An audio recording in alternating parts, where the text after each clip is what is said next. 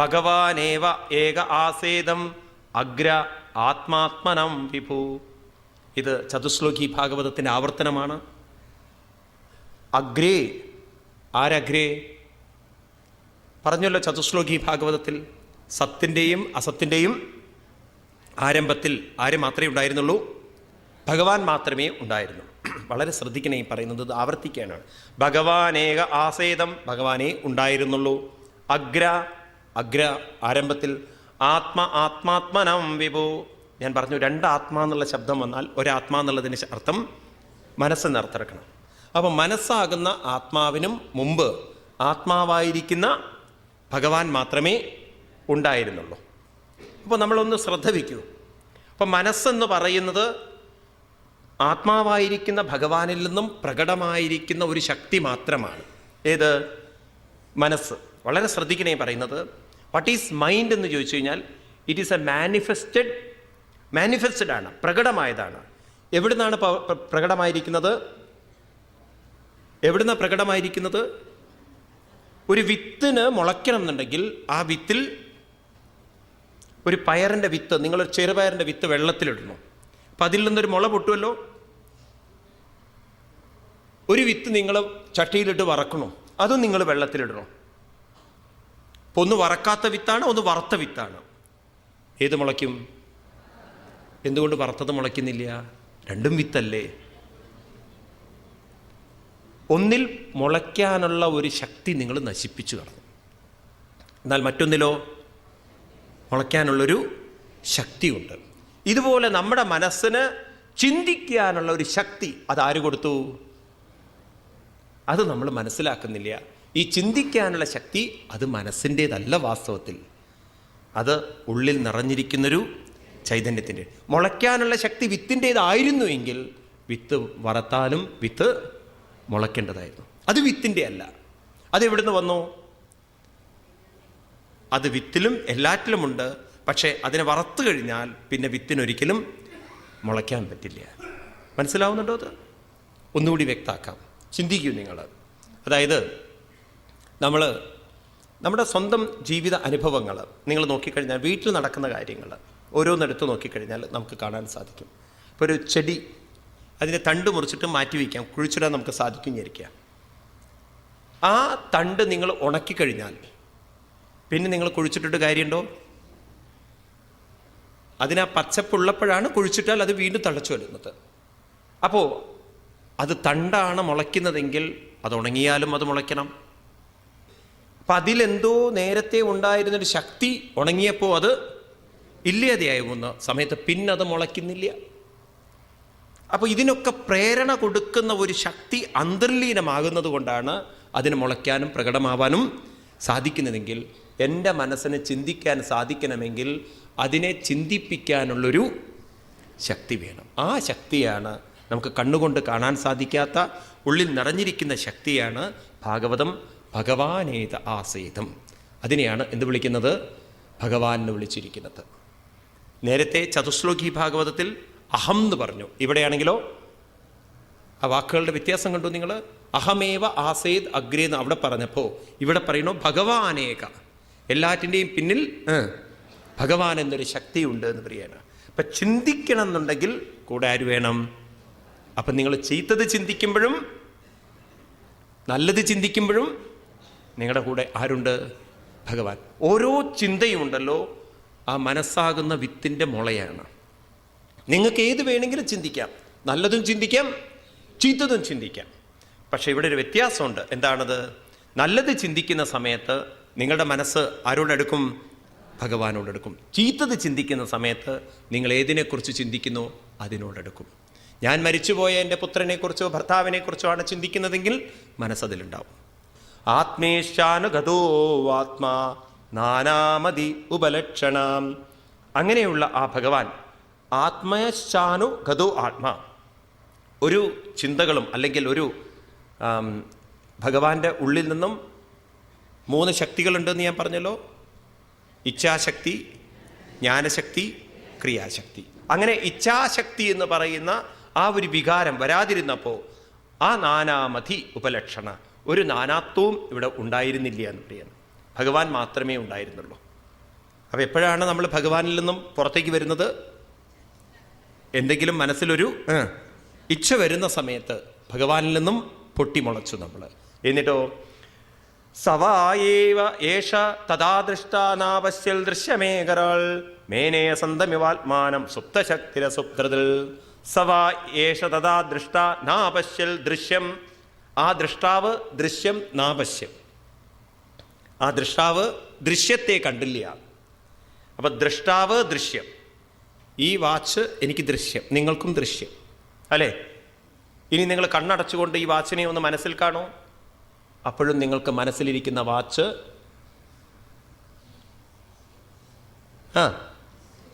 ദൃശ്യം കൂടെ വന്നില്ല. ഈ വാച്ച് ദൃശ്യം, നോക്കുന്ന ഞാൻ ദൃഷ്ടാവ്. അങ്ങനെയല്ലേ? ഇനി നമ്മൾ വാച്ച് എടുത്ത് മാറ്റി വെച്ചു. ഇനി പറയാണ് വാച്ച് എവിടെ കാണണം? മനസ്സിൽ കാണണം. അപ്പോഴും മനസ്സിൽ കാണുന്ന വാച്ച് ദൃശ്യം. ആരാണ് ദൃഷ്ടാവ്? ഒരേ മനസ്സിന് ദൃശ്യമാവാം, ദൃഷ്ടാവാം. മനസ്സല്ല ദൃഷ്ടാവായിത്തീരുന്നത്. നിങ്ങൾ ബുദ്ധി കൊണ്ടാണ് മനസ്സിലാക്കുന്നത് ആ സമയത്ത് അല്ലേ? മനസ്സിൽ രൂപം വരുന്നത് ഇത് വാച്ചാണെന്ന് നിങ്ങൾക്ക് നല്ലവണ്ണം ബോധ്യമുള്ളത് ആരാ ബോധിപ്പിച്ചു തരുന്നത്? ബുദ്ധിയാണ്. അപ്പം നമുക്ക് മനസ്സിനെ ദൃശ്യമാക്കി കാണാനുള്ള കഴിവുണ്ട്. മനസ്സിലുള്ള ചിന്തകൾ മുഴുവൻ നിങ്ങൾക്ക് ദൃശ്യമായി കാണാൻ സാധിച്ചാൽ ഇതിനെയൊക്കെ കാണിച്ചു തരുന്ന ഒരു ശക്തി, ആ ശക്തി ഉള്ളത് കൊണ്ടാണെന്ന് ബുദ്ധി കൊണ്ട് ബോധിപ്പിക്കാൻ നമുക്ക് സാധിച്ചു കഴിഞ്ഞാൽ ഈ ദൃശ്യങ്ങളിൽ നിന്നും ശ്രദ്ധയെടുത്ത് മാറ്റാൻ വേണമെങ്കിൽ നമുക്ക് സാധിക്കും. ഇതിനെയാണ് സാക്ഷിഭാവം എന്ന് പറയുന്നത്. വളരെ രസകരമായി നമ്മുടെ ആചാര്യന്മാർ പറയുന്നൊരു ഭാവമാണ് സാക്ഷീഭാവം. അതായത് നിങ്ങൾ വീടിൻ്റെ ബാൽക്കണിയിലിരിക്കണം, എന്നിട്ട് താഴെ റോട്ടിലേക്ക് നോക്കുന്ന സമയത്ത് ആ റോട്ടിലൂടെ ആളുകൾ പോകുന്നു, അങ്ങോട്ട് പോകുന്നു, ഇങ്ങോട്ട് പോകുന്നു. നിങ്ങളാരാണ്? അതെല്ലാം കണ്ടുകൊണ്ടിരിക്കുന്ന സാക്ഷിയാണ്. സാക്ഷി എന്ന് പറഞ്ഞാൽ ഇൻവോൾവ്മെൻ്റ് ഇല്ലേ നിങ്ങൾക്ക്? നിങ്ങൾ ജസ്റ്റ് കണ്ടുകൊണ്ടിരിക്കുകയാണ്. ഒരു ട്രാഫിക് ഐലൻഡിലെ പോലീസുകാരനെ പോലെ അയാൾ കണ്ടുകൊണ്ടിരിക്കണേ ഉള്ളൂ. അയാൾ ഡയറക്ഷൻ കൊടുക്കുന്നുണ്ട്, അങ്ങോട്ട് കൊടുക്കുന്നുണ്ട്, വാഹനങ്ങൾ പോകുന്നുണ്ട്. ഓരോ വാഹനത്തിൽ ചിലപ്പോൾ ചിരിച്ചു പോകുന്നവരുണ്ടാവും, കരഞ്ഞു പോകുന്നവരുണ്ടാവും, പരാതി പറഞ്ഞു പോകുന്നവരുണ്ടാവും ഇല്ലേ? പല സ്വഭാവങ്ങളും പല അനുഭവങ്ങളിലൂടെ കടന്നു പോകുന്നുണ്ടെങ്കിലും ഇദ്ദേഹം അതിനെല്ലാം വെറുമൊരു സാക്ഷിയാണ്. സൂര്യനെ വിളിക്കും കർമ്മസാക്ഷി എന്ന്. ഇവിടെ നടക്കുന്ന എല്ലാ കർമ്മങ്ങൾക്കും സാക്ഷിയായിട്ടിരിക്കുന്നതാണ്. അങ്ങനെ നമ്മുടെ മനസ്സിനെ നമ്മൾ കുറച്ചു നേരം ശ്രദ്ധിച്ചു കഴിഞ്ഞാൽ നമുക്ക് കാണാൻ പറ്റും നമ്മളിലും ഒരു സാക്ഷീഭാവമുണ്ട്. ഈ മനസ്സെന്ന് പറയുന്നത് എന്തൊക്കെ ചിന്തിക്കുന്നുവോ, എന്തൊക്കെ മനസ്സ് പ്രതീക്ഷിക്കുന്നുവോ അതിനൊക്കെ മാറി നിന്ന് കാണാനുമുള്ള ഒരു കഴിവ് നമുക്കുണ്ട്. അങ്ങനെ നമ്മളതിനെ വികസിപ്പിച്ചു കൊണ്ടുവന്നാലുണ്ടല്ലോ നമുക്ക് മനസ്സിലെ ചിന്തകളെ മാറ്റിയെടുത്തുകൊണ്ട് ഒരു ചിന്തയ്ക്ക് പകരം മറ്റൊരു ചിന്ത നമുക്ക് എൻ്റർടൈൻ ചെയ്യാൻ സാധിക്കുകയാണെങ്കിൽ നമ്മുടെ പ്രശ്നങ്ങളെ നമുക്ക് തന്നെ പരിഹരിക്കാൻ പറ്റും. ഒരു പ്രശ്നം നമ്മൾ പരിഹരിക്കണമെങ്കിൽ നമ്മൾ ആ പ്രശ്നത്തിൽ നിന്നൊന്ന് മാറി നിൽക്കണം. അതിൽ തന്നെ ഒട്ടി നിന്നാലോ ഒരു കുട്ടി കളിപ്പാട്ടത്തിന് വേണ്ടി കരയുന്ന സമയത്ത് ആ കളിപ്പാട്ടം അമ്മയ്ക്ക് കൊടുക്കാൻ പറ്റില്ലെങ്കിൽ അമ്മ എന്ത് ചെയ്യണം? വേറെ ഒരു കാര്യത്തിലേക്ക് കുട്ടിയുടെ ശ്രദ്ധ തിരിക്കണം. അതിൽ തന്നെ ഒട്ടി നിന്നാൽ പറ്റില്ലേ? പരിഹരിക്കാൻ പറ്റുമോ? ഇല്ല.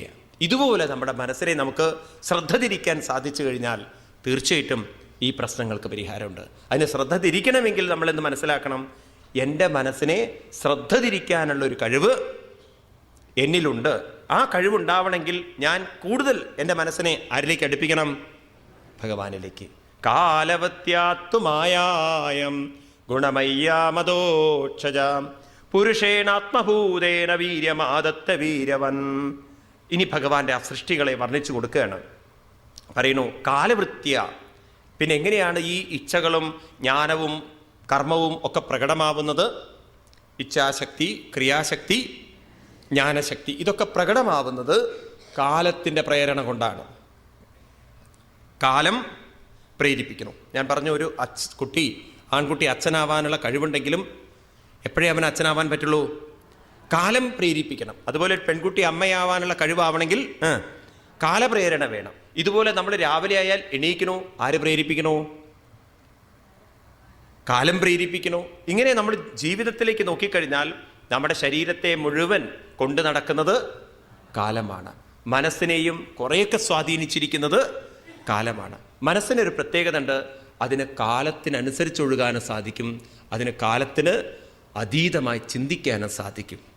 കാലത്തിനതീതമായി ചിന്തിക്കാൻ സാധിക്കണമെങ്കിൽ നിങ്ങൾ ആത്മീയ വിചാരത്തിലേക്ക് തന്നെ വരണം.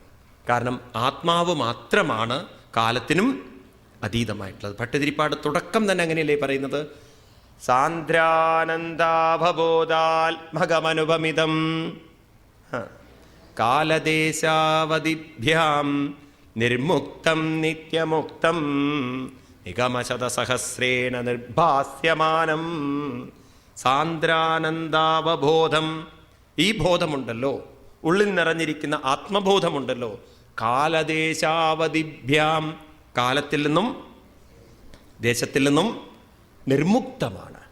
അതിനെ തൊടാൻ ആർക്ക് സാധ്യമല്ല? കാലദേശങ്ങൾക്ക് സാധ്യമല്ല. വളരെ ശ്രദ്ധിക്കണേ. നിങ്ങളുടെ ശരീരത്തെ ഏത് ഡയറക്ഷനിൽ കൊണ്ടുപോകാൻ സാധിക്കുമെന്ന് കാലത്തിനറിയാം. വാർദ്ധക്യത്തിലേക്ക് കൊണ്ടുപോകണമെന്നത് കാലനിയോഗമാണ്. കുറേയൊക്കെ നിങ്ങളുടെ മനസ്സിനെ കൊണ്ട് എന്ത് ചിന്തിപ്പിക്കണമെന്നതും കാലത്തിന് സാധിക്കും. പക്ഷെ നിങ്ങൾക്കൊരു ചാൻസ് തന്നിട്ടുണ്ട്, ഒരു ചോയ്സ് തന്നിട്ടുണ്ട്. നിങ്ങൾക്ക് കാലത്തിന് അനുകൂലമായും പോകാം, കാലത്തിന് അതീതമായിട്ട്, പ്രതികൂലമാവില്ല, കാലത്തിന് അതീതമായി ചിന്തിക്കാനും നിങ്ങൾക്ക് സാധിക്കും. അതിനുള്ളൊരു കഴിവും നിങ്ങൾക്ക് തന്നിട്ടുണ്ട്. ആ അതീതമായി ചിന്തിക്കണമെങ്കിൽ നിങ്ങൾ അറിഞ്ഞിരിക്കണം, എന്നിൽ കാലാതീതമായി എന്താണ് ഉള്ളത്. ഇത് നിങ്ങൾ ആധ്യാത്മികമായി മനസ്സിലാക്കി കഴിഞ്ഞാൽ നിങ്ങൾക്ക് സയൻസിൻ്റെ ഒരു തിയറി നിങ്ങൾക്ക് ഉൾക്കൊള്ളാൻ സാധിക്കും. മാറ്റർ നശിച്ചാലും എനർജി നശിക്കുന്നില്ല എന്ന ലോകത്തിൻ്റെ കണ്ടുപിടുത്തം, അത് നമ്മളിലേക്ക് നമ്മൾ അപ്ലൈ ചെയ്യുന്ന സമയത്ത് നമുക്ക് മനസ്സിലാവും. ശരീരം നശിച്ചാലും മനസ്സും നശിക്കുന്നില്ല. മനസ്സിനെ ഉണർത്തുന്ന, മനസ്സിനെ നിലനിർത്തുന്ന, ഉള്ളിൽ നിറഞ്ഞിരിക്കുന്ന ചൈതന്യവും നശിക്കുന്നില്ല. അപ്പോൾ എൻ്റെ മനസ്സിനെ ഞാൻ സ്ഥൂല വിചാരത്തിൽ നിന്നും സൂക്ഷ്മതയിലേക്ക് കൊണ്ടുവരണം. ഈ സൃഷ്ടി എന്ന് പറയുന്നത് സൂക്ഷ്മത, സ്ഥൂലമാകുന്നതാണ് സൃഷ്ടി. ആത്മീയത എന്ന് പറയുന്നത് സ്ഥൂലതയിൽ നിന്നുകൊണ്ട് സൂക്ഷ്മത ചിന്തിക്കുന്നതാണ് ആത്മീയത. അപ്പോൾ രണ്ടും നമുക്ക് ബാലൻസ് ചെയ്യാൻ പറ്റും. സ്ഥൂലതയുടെ കൂടെ നിൽക്കാനും സാധിക്കും, സൂക്ഷ്മത നമ്മൾ ചിന്തിക്കാനും സാധിക്കും. സൂക്ഷ്മതയിലേക്ക് നമുക്ക് പോകാൻ സാധ്യമല്ല. നിങ്ങളുടെ ശരീരത്തെ നിങ്ങൾക്ക് എത്ര മെലിയിപ്പിക്കാൻ പറ്റും? ഒരാനയെ നമുക്ക് എത്ര ഡയറ്റിങ് ചെയ്യിക്കാൻ പറ്റും? ഒരു പരിധിയുണ്ട് അതിനൊക്കെ, അപ്പുറമൊന്നും പോകാൻ പറ്റില്ല. പറ്റുമോ? നിങ്ങൾ എത്ര തടി കുറയ്ക്കാൻ ശ്രമിച്ചാലും തടി കൂടുക എന്നല്ലാതെ തടി കുറയില്ല.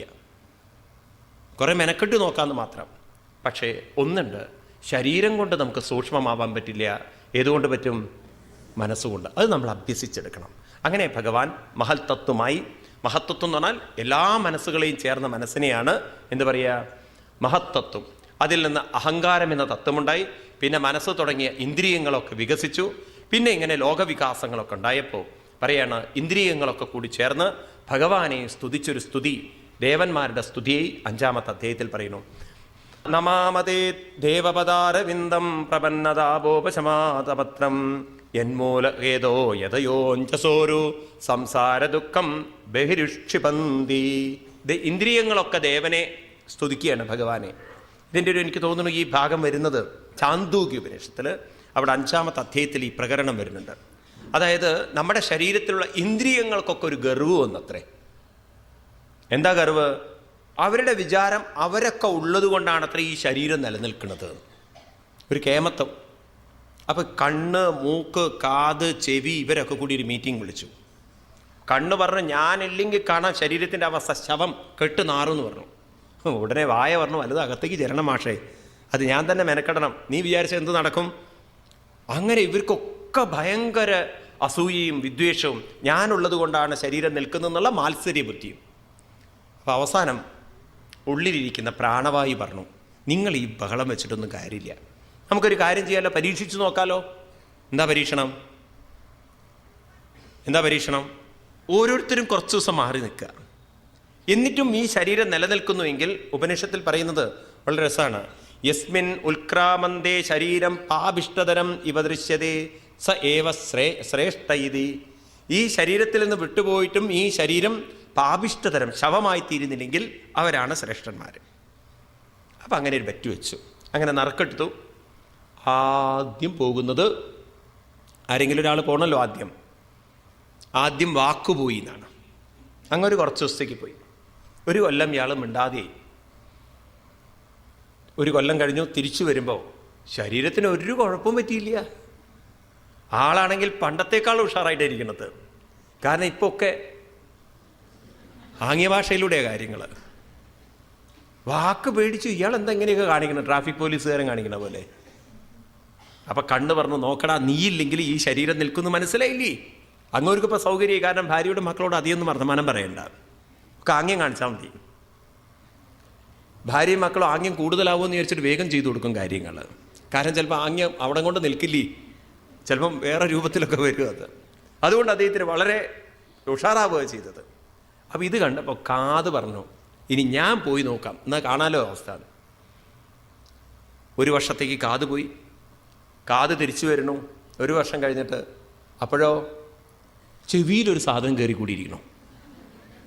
കാത് സൂക്ഷിച്ചു നോക്കി, ഇതെന്താ അവിടെ ഒരു സാധനം എന്ന്, അഡീഷണൽ ഗ്രോത്ത് ഒറ്റ വന്നതാണോ എന്ന്. അപ്പോൾ കണ്ണ് പറയണ 1 ലക്ഷത്തിൻ്റെയാണ്, എയ്ഡ് വെച്ചിരിക്കുക. സംഗതി കേൾക്കണ്ട് കുറച്ചൊക്കെ. പിന്നെ എന്താ വെച്ചാൽ ലോറിയും ബസ്സൊക്കെ വരുമ്പോഴാണ് വലിയ പ്രശ്നം, അതിൻ്റെ കലർച്ച വളരെ കൂടുതലായിരിക്കും. അപ്പോൾ കാതിന് മനസ്സിലായി ഇങ്ങനെയൊരു കുന്തമുള്ളത് കൊണ്ട് ഞാൻ പോയാലും കുറച്ച് ദിവസത്തേക്ക് പല്ല് വിചാരിച്ചു, നീ ഞാനാണല്ലോ അങ്ങോട്ട് ചവച്ചരച്ച് വിടുന്നത്, ഞാനില്ലെങ്കിൽ നോക്കാമെന്ന്. പല്ല് പോയി. വന്ന് നോക്കുമ്പോൾ പല്ലിന് സ്ഥലമില്ല.